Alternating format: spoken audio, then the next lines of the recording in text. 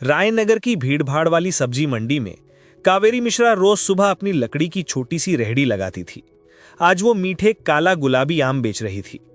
कावेरी की दो बेटियां थी। बड़ी बेटी आर्या मिश्रा भारतीय वायुसेना में फ्लाइट लेफ्टिनेंट, छोटी बेटी अंशिका मिश्रा इसी जिले की कलेक्टर आईएएस। कावेरी को अपनी बेटियों पर इतना गर्व था कि कोई पूछ ले, अम्मा आपकी बेटियां क्या करती हैं, तो गर्व से कहती, एक आसमान के रखवाली करती है, दूसरी पूरे जिले की। लेकिन फिर भी वे महीने में 2-3 दिन अपना पुराना काम कर लेती, मंडी में फल बेचना। ये काम उनकी पहचान था, गरीबी नहीं। उस दोपहर मंडी में एक तेज आवाज हुई, साइड हटो, एसएचओ आकाश ठाकुर आ रहे हैं। काली गाड़ी से उतरा वो अफसर, घमंड उसके कदमों से टपक रहा था। आकाश ठाकुर रायनगर थाने का एसएचओ, पूरे जिले में अपनी दबंगई के लिए बदनाम। वो कावेरी की रेहड़ी पर आया, एक काम उठाकर घूंट की तरह चबाया और बिना पूछे बोला, 1 किलो पैक कर दे जल्दी। कावेरी ने जैसे तैसे वजन किया। आकाश ने आम खाया, मुंह बिचकाया। ये क्या कच्चा कचरा बेच रही है तू, मीठा कहाँ है, ज्यादा पैसा कमाने आई है क्या? कावेरी घबरा कर बोली, साहब मीठे ही हैं, आप चाहें तो दूसरा चख लें। आकाश गुस्से में दहाड़ा, मुझसे बहस करती है, ना पैसे दूंगा और ऊपर से ये कचरा फेंकता हूं अभी। और पूरा रेहड़ी पलट दी। आम नाली, सड़क और पैरों तले कुचले गए। कावेरी रहीं बैठ गई। आंसू बहते रहे, लोग देखते रहे, कोई बीच में नहीं आया। लेकिन दूर छत पर खड़ा एक लड़का सब देख रहा था। यशवर्धन उर्फ यश, सोशल मीडिया पर एक्टिव, कावेरी का पड़ोसी भी। उसने पूरा वीडियो रिकॉर्ड कर लिया। उस शाम हाड़ कंपकपाने वाली ठंडी हवा में लखनऊ एयरबेस पर आर्या मिश्रा मशीन की जांच कर रही थी।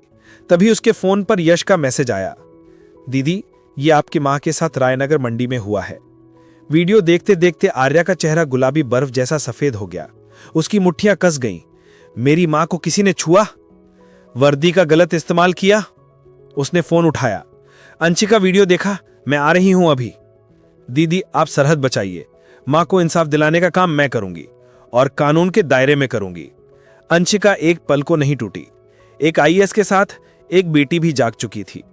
अंशिका ने अपनी पहचान छुपाई, सफेद सूट पहना, बालों पर दुपट्टा लिया और खुद एक आम आदमी बनकर रायनगर थाने पहुंची। अंदर वही आकाश ठाकुर हंसी उड़ाते हुए चाय पी रहा था। अंशिका बोली, मुझे शिकायत दर्ज करनी है, कल आपने मेरी मां की रही तोड़ी है। आकाश और उसका एसएचओ साथी संजय रावत जोर जोर से हंस पड़े। ओ, तो उस बूढ़ी की बेटी है, चल भाग, हमारी मर्जी है कि एफआईआर लिखे या नहीं। जब अंशिका ने कानूनी अधिकार बताए तो संजय चिल्लाया, ज्यादा बोलोगी तो अंदर कर दूंगा। तभी बाहर से सायरन गूंजा। एक एक करके गाड़ियां रुकी। आईजी, एसपी, एडीएम, दर्जनों अफसर थाने में घुसे और सीधा अंशिका के पीछे खड़े हो गए। थाने के स्टाफ की आंखें फटी रह गईं। आईजी बोले, सावधान, कलेक्टर मैडम के सामने खड़े हो जाओ। कलेक्टर? संजय और आकाश के पैरों से ताकत उतर गई। अंशिका ने मुड़कर ठंडे धारदार स्वर में कहा, आकाश ठाकुर और Sanjay Rawat, you are suspended with immediate effect. उनकी बेल्ट, टोपी, बैच सब उतरवा लिए गए। रायनगर का बड़ा नेता हरिराम दुबे, जिसके दम पर पुलिस गुंडागर्दी करती थी, वो अंदर आया और अंशिका को देखकर जम गया। मैडम आपको फोन कर देता। अंशिका की आंखों का तेज देखकर उसके हाथ कांप गए। लेकिन उसने मन ही मन कसम खा ली, आज नहीं, किसी और तरीके से वार करूंगा। 3 दिन बाद कावेरी अपनी रेहड़ी लगा रही थी। तभी 3 जीपें आईं। नए इंस्पेक्टर दुष्यंत कोहली ने ऐलान किया, सूचना मिली है कि यहां आम की आड़ में कुछ और बेचा जा रहा है। सिपाही ने तुरंत रेहड़ी के नीचे से एक पैकेट निकालकर चिल्लाया, सर नशीला पदार्थ। भीड़ में काना फूसी, अरे कलेक्टर की मां नशीला पदार्थ बेचती है। कावेरी चीखी, नहीं साहब ये मेरा नहीं। लेकिन उन्हें जबरदस्ती पकड़कर ले जाया गया। पूरा शहर हिल गया। मीडिया ने इसे खूब उछाला, लेकिन वो टूटी नहीं। उसने प्रेस कॉन्फ्रेंस की, मेरी मां भी कानून से ऊपर नहीं है, मैं खुद को जांच से अलग करती हूं, जांच स्वतंत्र रूप से होगी। पूरा देश उसकी ईमानदारी से प्रभावित हो गया। अंशिका ने यश को बुलाया, पूरी मंडी का सीसीटीवी निकालो, किसने मां का फासला लिया। 2 दिन बाद यश को फुटेज में एक आदमी दिखा, नशीला पदार्थ वाला, पैकेट रखते हुए। वो दुष्यंत कोहली का आदमी था और अक्सर हरिराम दुबे के घर आता था। अब पक्का हो गया, डकैती नहीं, साजिश थी। पुलिस ने झूठी खबर फैलाई। नशीला पदार्थ वाले का चेहरा साफ आ गया है। ये सुनते ही हरिराम दुबे ने अपने गुंडों को फोन किया, उस आदमी को गायब कर दो वरना हम सब पकड़े जाएंगे।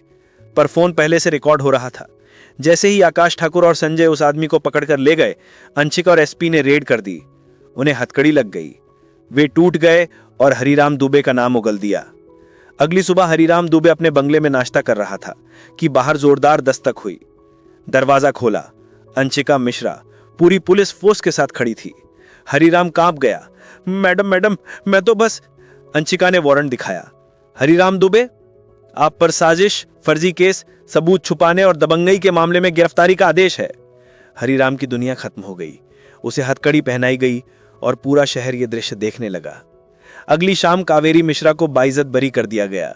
अंशिका उन्हें लेने आई। मां बेटी गले लगकर खूब रोए। अंशिका बोली, अब कोई आपकी इज्जत पर हाथ नहीं लगाएगा मां। आपकी बेटी पूरे जिले के लिए खड़ी है, लेकिन सबसे पहले आपके लिए। और उन्हें अपने साथ सरकारी बंगले में ले गई। कुछ दिनों बाद आर्या मिश्रा भी छुट्टी पर आई और तीनों फिर से एक साथ सुरक्षित सम्मान के साथ रहने लगे। इज्जत गरीब की नहीं, मनुष्य की होती है और कानून का सहारा लेकर भी नाइंसाफी को हराया जा सकता है। दोस्तों, यदि कहानी पसंद आई हो तो चैनल को सब्सक्राइब करें, लाइक करें, शेयर करें और कमेंट में लिखें कहानी का कौन सा सीन आपके दिल को छू गया। धन्यवाद।